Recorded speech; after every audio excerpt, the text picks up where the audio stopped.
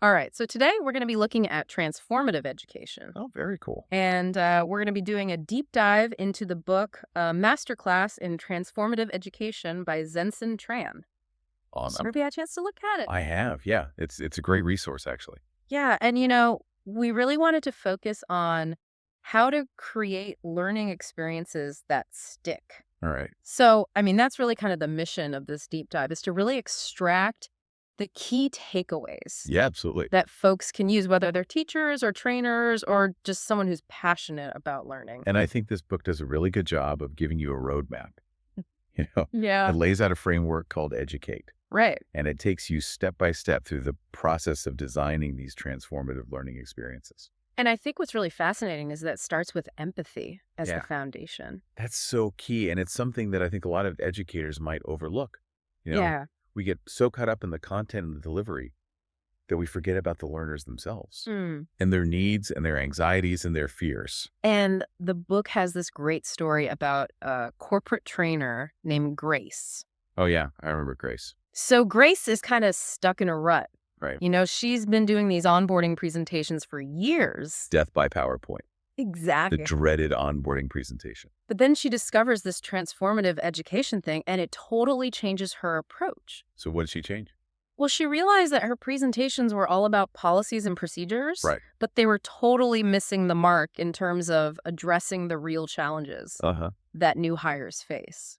Like what kind of challenges? Well, the feeling of being overwhelmed, Oh, sure. the fear of not fitting in, Yeah, the pressure to prove themselves. absolutely. All those anxieties that come with starting a new job. Exactly. And, a lot of new hires are wrestling with imposter syndrome. Oh, that's a big one. They're terrified of speaking up or asking for help because they feel like they're not good enough. Right, like they don't belong. Yeah, so Grace decides to ditch the lengthy slideshows. Good for her. And she starts having one-on-one conversations with new hires. Okay, so she actually listens to their concerns. Exactly. She wants to understand what's really keeping them up at night. I like that approach. Yeah. Getting to the heart of the matter. Yeah, and then she designs these really cool activities based on what she learns. Like what kind of activities? Well, one example is this team-based activity where new hires have to solve a mock business challenge. Okay, interesting. But here's the twist. Each team member is secretly given a role to play. Okay, like Like the overconfident one, the silent observer, the idea generator. so they're kind of forced to confront those typical team dynamics. Exactly. And by acting out these roles, they can safely practice strategies for navigating real-world situations. That's brilliant. It takes the pressure off. Yeah, it's like a safe space to experiment. Right, and to learn from each other. And the results were amazing. The new hires reported feeling more connected, more confident, and way more prepared to dive into their roles. Wow, so Grace's story is really an example of how powerful empathy can be. Absolutely. It's about understanding your learners on a deeper level and designing experiences that meet their real needs. And that leads us to the first step in the Educate framework, defining challenges clearly.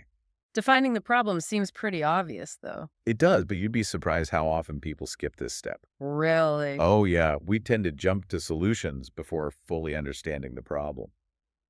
I guess I can see how that would happen. And that can lead to wasted effort and ineffective interventions. So how do we avoid that trap? Well, the book introduces this tool called the 5 whys technique. The 5 whys. Yeah, it's a simple but powerful way to get to the root cause of a problem. Okay. I'm intrigued. Tell me more. So you basically just keep asking why Yeah. until you get to the bottom of it. Can you give me an example? Sure, let's say you're a corporate trainer and you're noticing that people are dropping out of your time management workshop. Okay, I've been there. Right. So the first why is why are people dropping out? Well, maybe they just don't have time. Okay, why don't they have time? Well, maybe their workload is too heavy, or they're not good at prioritizing. Okay, so why are they struggling with prioritization? Mm. Maybe they don't have a clear understanding of their goals or how to break down large tasks into smaller steps. Exactly. You see how we're getting closer to the root cause. Yeah. It's not just about time management. It's about goal setting and task management. Right. And by using the 5 whys, you can identify the underlying issues that need to be addressed. That's a really helpful technique. It is. And it can prevent you from implementing solutions that don't actually solve the problem. So we've got empathy as the foundation and defining the problem clearly. What's next? Well, once you understand the root cause, you need to uncover those deeper, often hidden issues lurking beneath the surface. Okay, this sounds kind of mysterious. It's about going beyond the symptoms and getting to the heart of the matter. Give me an example. Think about quick fixes like putting a Band-Aid on a broken bone. You're just masking the pain, not actually addressing the real issue. Exactly. And in education, we often fall into this trap of trying to solve problems with surface level solutions. Like what? Well, let's say students are performing poorly on tests. Okay. A quick fix might be to give them extra practice problems or offered tutoring. Right, but that might not address the underlying issue. What if the real problem is that they're not engaged in the material or they don't understand the concepts? Or maybe there are systemic issues like lack of resources or support. Precisely. So the next phase of the Educate framework is about using a more structured approach to uncover those deeper issues. So what does that look like in practice? Well, the book talks about root cause analysis, or RCA. RCA. Yeah, it's a technique used in other industries like healthcare and aviation to investigate why things go wrong. So we're bringing in the big guns. Right. Because in education, the stakes are high too. We're dealing with people's lives and their futures. That's true. So RCA is about systematically investigating why things happen the way they do so we can prevent problems from recurring. Okay, I'm starting to see how this could be helpful. And there's a visual tool that can be really useful here called a problem tree diagram. The problem tree. Yeah, so imagine a tree. The core problem is the trunk. Okay. The visible effects are the branches. Like low test scores or student disengagement. Right, and then the underlying causes are the roots. So to really solve the problem, you need to address the roots. Exactly. You can't just prune the branches and expect the tree to thrive. That's a powerful analogy. It is, and it helps us to understand the complexity of the challenges we're facing in education. So we've laid the groundwork with empathy, defined the problem clearly, and uncovered the root cause. What comes next? Now that we have a deep understanding of the problem, we can move to the next phase, curating comprehensive solutions. Comprehensive solutions, that sounds pretty involved. It is. It's about going beyond just finding any solution and creating a solution that addresses all the key elements of the problem. So it's not just about putting a Band-Aid on it. No, it's about creating a solution that's well thought out and tailored to the specific needs of the learners. Okay, so what makes a solution comprehensive?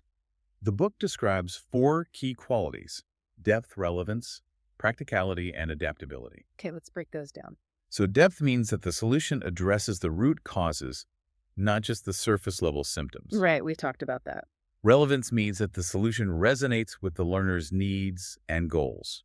Okay, so it's not just about what we think is important, it's about what they think is important. Exactly. Practicality means that the solution provides clear actions that learners can take. So it's not just a bunch of theory, it's actually something they can implement. Right. And finally, adaptability means that the solution can be modified to fit different contexts. So it's not a one-size-fits-all approach? Exactly. It needs to be flexible enough to work in different environments and with different groups of learners. Okay, so we're building something pretty robust here, not just a quick fix, but a solution that's going to have a lasting impact. Absolutely.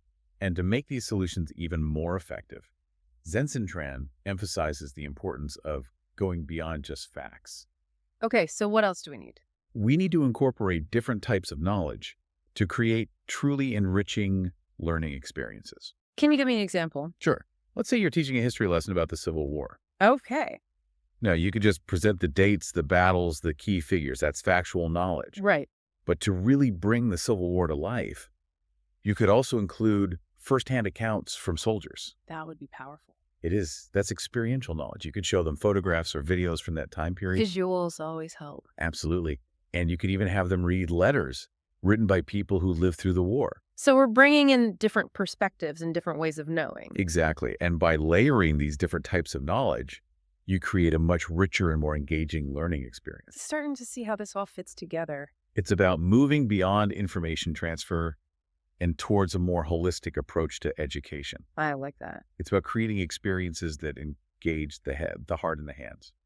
Okay, so we've covered a lot of ground in this first part of our deep dive. We've explored the importance of empathy, defining challenges, clearly uncovering deep-rooted issues, and curating comprehensive solutions. That's a great foundation. It is. And in the next part, we'll delve into the actual teaching process and how to create those transformative learning experiences that really stick. Oh, good. I'm ready for more. Me too. Stay tuned. Welcome back. We've been talking about how to design those truly transformative learning experiences. Yeah, And I think we've laid some pretty good groundwork so far, right? definitely. I think we've established the importance of empathy and really understanding the root cause of the challenges our learners are facing. And now we're ready to dive into the actual teaching part. Right. Like, how do we take all of this and put it into practice in the classroom? Exactly. And, one of the key ideas that Zenson Tran talks about in his book is active learning. Oh, yeah. Active learning. That's huge. Yeah. It's about moving away from that traditional model of, the teacher as the sage on the stage. Right. It's not just about lecturing at students anymore. Exactly. It's about getting them involved, engaging them, making them active participants in the learning process. So, what are some specific strategies we can use to make learning more active? Well, one that I find really effective is storytelling. Storytelling. Yeah, think about it. Our brains are wired for stories.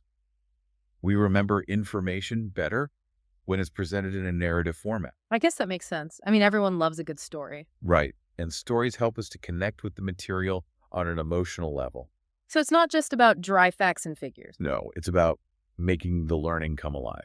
So, how can we use storytelling in a classroom setting? Oh, there are so many ways you could start a lesson with a short anecdote that illustrates the key concept. Okay. Or you could weave a case study throughout a module, or even create a fictional narrative that brings the material to life. I like that it's about making the learning more engaging and memorable. Exactly. And it's especially powerful for conveying those subtle insights that experts have, but often struggle to articulate. So, it's like learning from a mentor who's sharing their war stories and lessons learned. Exactly. You're getting wisdom that goes beyond textbook definitions. That's a great analogy. And, you can even use storytelling to teach things like math or science. Really? I wouldn't have thought of that. Oh, yeah. You can create stories around mathematical concepts or scientific principles. So, instead of just memorizing formulas, students can actually see how those formulas work in the real world. Exactly. And that makes the learning so much more meaningful. Okay, so storytelling is one strategy.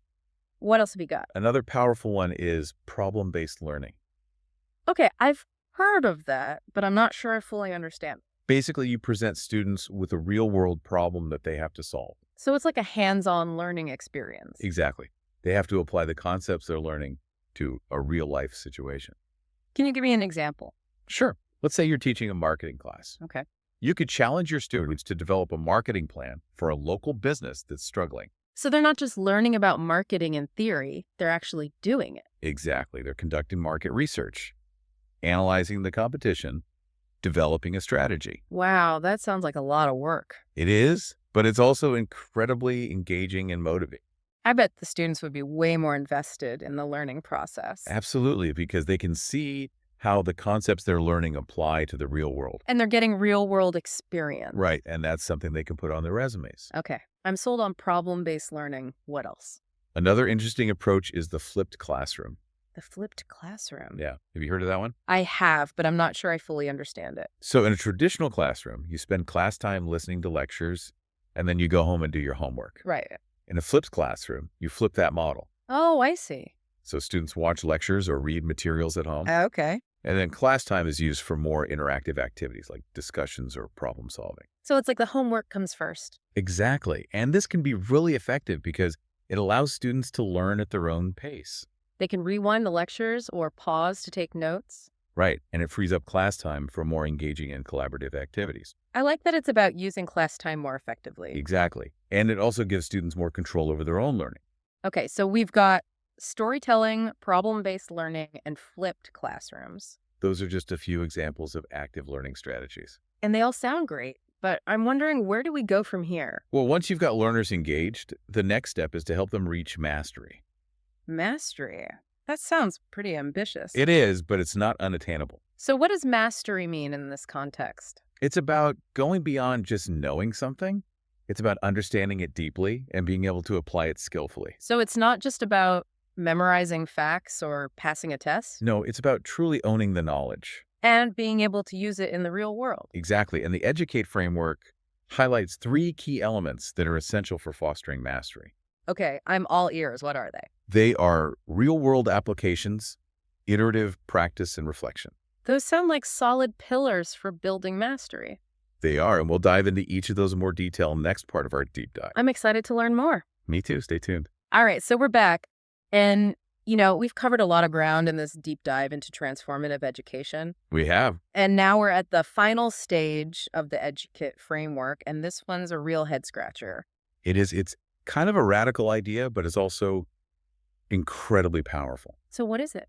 It's about empowering learners to become teachers. Okay, I'll admit, when I first read about this in Zenson Tran's book, I was like, huh. Yeah, I had the same reaction. But the more I think about it, the more it makes sense. Right. It's like completing the circle, Exactly. You go from learner to master to mentor. and it creates this ripple effect of knowledge sharing and empowerment. So how do we actually make this happen? Well, it starts with setting the expectation from the very beginning.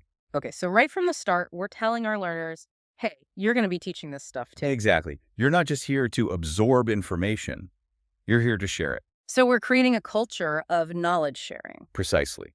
And that means building in opportunities for collaboration and peer teaching. Like what kind of opportunities? Well, one simple thing is to encourage learners to ask each other questions. Okay, so instead of always coming to the teacher, they're turning to each other for help.